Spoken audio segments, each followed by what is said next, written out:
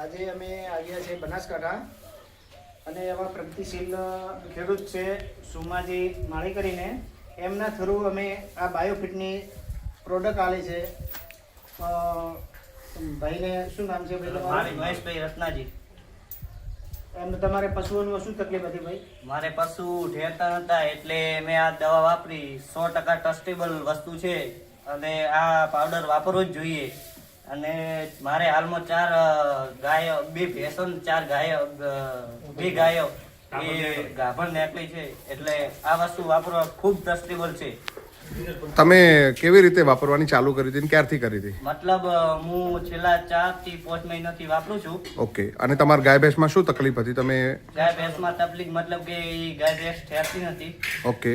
અને જ્યારે મેલી જે વિયાવતી ગાય ત્યારે મેલી એમની પડતી નથી, તેના કારણે અત્યારે બહુ સરસ એમ ચાલી રહ્યું છે. ઓકે. કેટલા સમયથી ઠેરતી નથી ગાય? એ લગભગ 1 મહિનાથી નથી ઠેરતી. ઓકે.